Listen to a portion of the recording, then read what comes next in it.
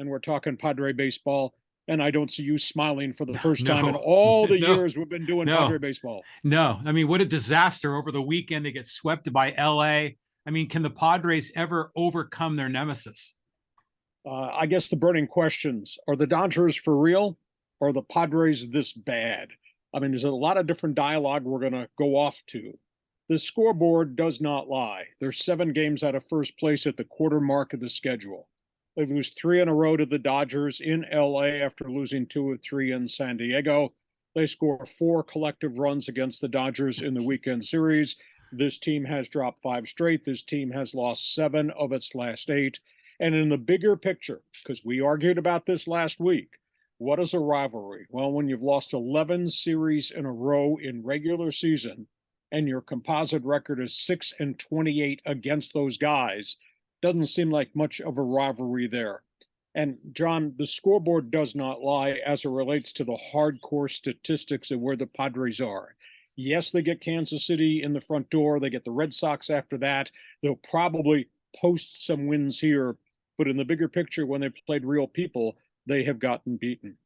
As of dinner time tonight, on this Monday night, as we launch this patio party, Padres are 30th in baseball with a 225 batting average, 30th with runners in scoring position with a 198 batting average, 25th in on-base percentage, 26th in slugging percentage, 25th in home runs, 24th in strikeouts, and dead last throwing out base runners on the base paths. The statistics do not lie. And on top of that, and Bob Melvin's had a couple of meltdowns already this season. Bob Melvin questioning, quote, the intensity of the guys in his dugout, in his lineup, says it's time to quit talking about what you think you can do and start doing it. And to me, the crowning critical comment was he referred to his team as underachievers. So I've thrown a lot of stuff at you. We're a quarter away into the season, John. There's a lot of games still to be played, but the reality is this team is not playing to its capabilities, and we can't use any excuses whatsoever because they've hardly had any injuries. They're just not producing, and they have a $253 million payroll. Your turn to stand up and critique, or your turn to stand up and defend. What are you going to do in the patio? Well, 253 million is what, second highest payroll in baseball, maybe third, and they're at the bottom in the batting offensive statistics. I mean, this is ridiculous. Does this kind of show that you can't buy a championship? Is Seidler trying to buy a championship? The chemistry is just not working. He doesn't have enough good role players, guys coming up through the system. Maybe have they built it the wrong way? It's a burning question. You would think with a star-studded lineup with the Fab Four at the top of the batting order, they would terrify other pitchers. Has not happened at all. To me, John, it's absolutely stunning, the inefficiency of the batting order. Am I canceling the rest of the season? No. But if the deficit gets too big, it's really hard to come from 10 or 15 games back because the other guys are not going to lose all their games where you can make up all the ground. And I'll tell you what, the doubters across the country are out in force. John, I'm going to give you some quotes. Ken Rosenthal, the Hall of Fame baseball writer, who is a lead columnist covering MLB for The Athletic on Monday, today, just wrote a column. The Dodger way is the way to win. The Padre way, what is that way? There has been no great success in the big picture of Padre baseball. He said he counted on Sunday in the final game of the weekend series. The Dodgers had 10 prospects in the lineup on the mound. The Padres had 1, the pitcher Ryan Weathers. Padre farm system has 1 guy at AAA that you could say is a major leaguer. That's Ryan Weathers. He threw yesterday. The Dodger farm system has 5 blue chip pitchers at AAA Oklahoma City. Some are close to being ready. Some have been hurt or not ready yet. But the Dodgers structure is different than the Padres structure. And of course, San Diego with a 253 million payroll. The Dodger payroll is 225, but that was by design to take them below the luxury tax. And he says the Dodgers are leveraged correctly with all these guys in the farm system, plus the marquee free agent, John, they can go get and plug in. Whereas the Padres are leveraged to the hilt with all these veterans, and they have nothing at AAA and very little at AA. The Padre future is obviously tied up to all these guys on the 10, 11, and 14-year contracts. And he said there's two words that he wants to use in any conversation with A.J. Preller, the general manager. One is sustainability, and second is accountability.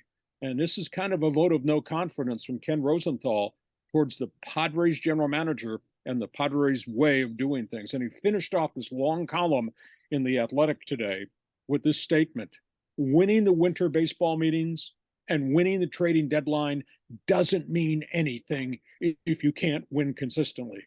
And the Padres have not, and the Padres are not this year. So there's a ton of items and quotes I just posted on your bulletin board. They're behind you. So your turn to respond. Well, you know, the Padres go out and sign these players or trade for them, and then they come here and they take a dump. You know, they don't perform. So is that really on Preller, or is that really on the players? And really, we could go back in history. There's so many other players that have come here that have underperformed in San Diego. It's like there's something in the drinking water.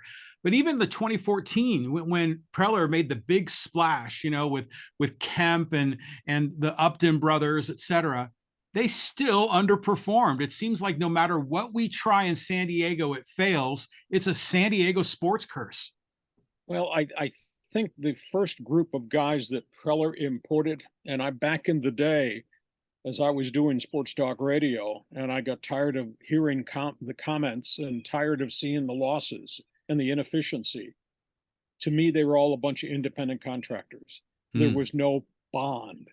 And right now, I'm waiting to see when this bond is going to develop in the Padre clubhouse. You know, we saw flashes of it last year, even though Tatis was not part of the equation. I mean, that was pretty electric baseball for the last half of the season and forging their way into the playoffs. And then they knocked the Dodgers out. I mean, that was electric. And I thought as the season started, John, we were going to just pick up from where we left off because El Nino was back in the batting order and has not happened. So I'm just stunned. I don't know whether it's team chemistry. Ken Rosenthal, the baseball beat writer, indicated that he thinks there's a lack of camaraderie in the clubhouse, that everybody goes out and plays their game, and if they get hits, okay, and if they don't get hits, well, tomorrow's another day, and by the way, I'm getting paid on the 1st and 15th. You just kind of had an indictment of what Padre baseball has become. Does that make any sense to you? It kind of does. I mean, because, yeah, you see, like when Machado grounds out into a double play, he just sort of shrugs it off, you know, it'll come. But at some point, man, you got to step up, have a sense of urgency. But what could the Padres really do right now? I mean, do you demote guys? Do you fire managers? Do you trade or jettison some players? I mean, what's the solution? Well, those are burning questions. Somewhere along this highway, you have to hold Bob Melvin accountable. It is his club. It is his decisions. It's his metrics handed down from the front office. It's his batting order. And as we sit here a quarter of the way into the season, they still have not really settled in on a batting order that begets the next guy in the lineup that is a catalyst to make things happen. I counted yesterday, there were 11 guys in the lineup, the 11 everyday players who'd be in the lineup hitting under 235.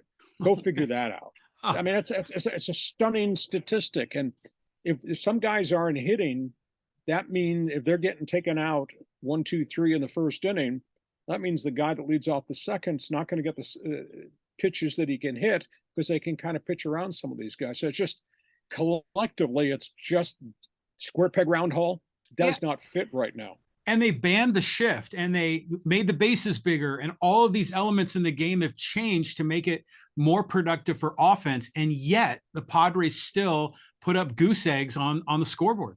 So that's where we are. They're going to win some games here because Kansas City's a wretched team. Red Sox had a lousy start. Now they've kind of kicked it back into gear. But, you know, down road, they got the Yankees. And down road, they got some of the other top teams who are still going to have to play. This 7-game deficit, John, better not become 10, better not become 15, because you don't make up that kind of ground, even if you're at midseason with half a season to go. Okay, before we